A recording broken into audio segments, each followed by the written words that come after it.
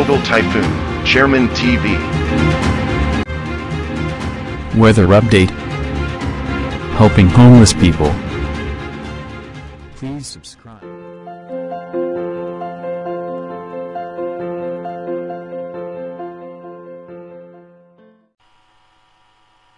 Magandang umaga po. Ito po ang ating latest update ngayong araw, November 5, 2023. Umiiral nga po ngayon sa ating bansa itong easterlies o yung mainit na hangin na nanggagaling po sa dagat Pasipiko. Ito po ay posibleng magdulot ng mga pulupulong pag-ulan, lalong-lalo na nga po dito sa may parte ng Palawan, ilang bahagi ng Visayas at ng Mindanao. Magiging maganda naman lagay ng panahon ng halos sa buong Luzon. Asahan natin yung maalinsangang panahon dahil nga po sa easterlies. At mapapansin nyo rin, meron po ditong mga pag-ulan sa extreme northern Luzon dahil po naman yan sa shear line na nakakaapekto sa parte ng extreme northern Luzon. At tayo naman po sa ating advanced weather forecast ng European Center, meron tayong possible low pressure area na papasok sa ating Philippine Area of Responsibility na makakaapekto sa may parte ng Mindanao at mababa po ang tsansa nito na maging isang bagyo. Posible po yung malusaw din kaagad. Pero yung isang posibleng magiging kasunod niya na panibagong low pressure area, ito po ay mataas ang tsansa sa ngayon na maging isang bagyo na dito naman yan patungo sa may parte ng Visayas.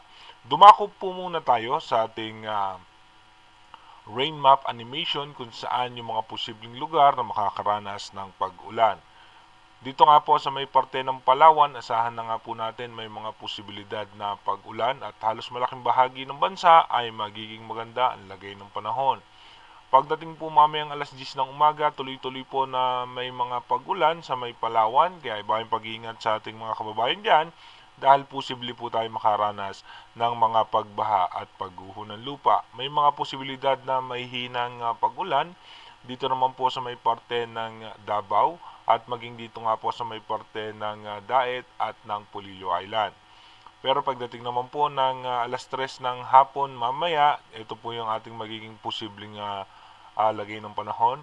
Yung halos malaking bahagi ng Mindanao ay magkakaroon po ng pag-ulan.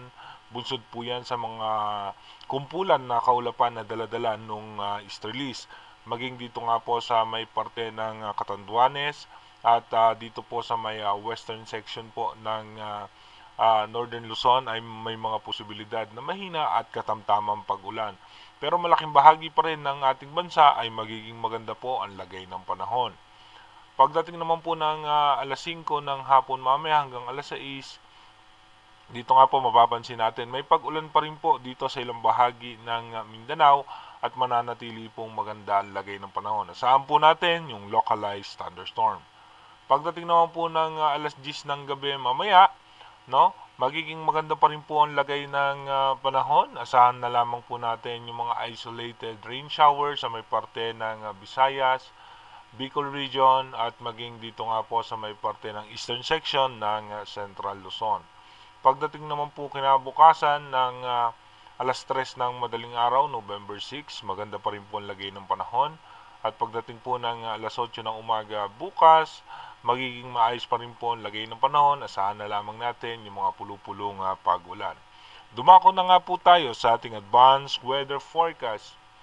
Dito nga po sa ating advanced weather forecast, mapapansin nga po natin na bukas nga po November 6, magkakaroon tayo ng possible low pressure area. Ito nga po ay posibleng magpaulan sa eastern section nga po ng Visayas at ng Mindanao. Mananatili pong malakas ang pagbugso ng easterlies na makakaapekto naman po yan sa ating bansa at posible nga bukas ay muling lalakas yung northeast monsoon o yung amihan na magdadala naman yan ng pag-ulan at bababa po yung shear line na posibleng magpaulan nga dito sa eastern section ng Central Luzon. Pagdating naman po ng November 7, dito po mapapansin natin yung possible low pressure area ay dito po sa eastern section ng Davao at magdudulot po yan na mahina at katamtamang pag-ulan. Pagdating naman po ng November 8, mapapansin nyo po may pag-ulan sa may Visayas, Bicol region, ito nga po yung easterlies at muling hihina yung northeast monsoon.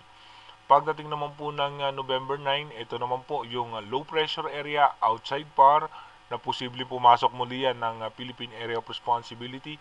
Easterlies pa rin po ang makakaapekto sa ating bansa dahil nga po hihina yung northeast monsoon. Pagdating naman po ng November 10, yung low pressure area ay nasa labas pa rin po ng Philippine Area of Responsibility.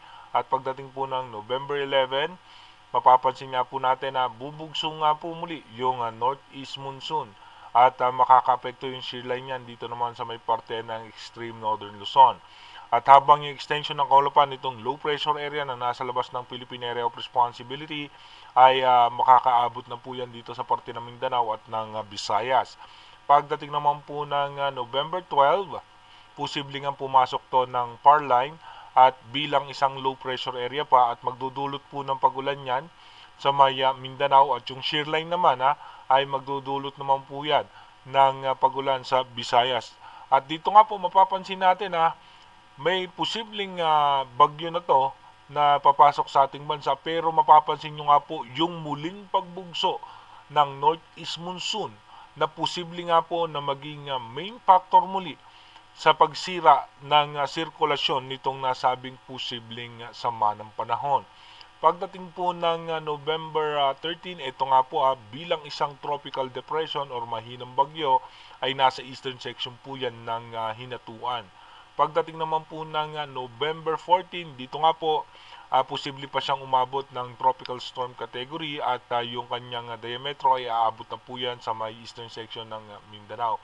Pero mapapansin nga po natin na mananatiling lalakas yung ating northeast monsoon. Ito yung shear line na makakaapekto naman sa may Central Luzon, Bicol region. Dito po mapapansin nga po natin yung pinaka-latest update ng European Center natin ay ito'y posibleng maging bagyo at meron niyang kasunod na panibagong low pressure area sa labas ng Philippine Area of Responsibility.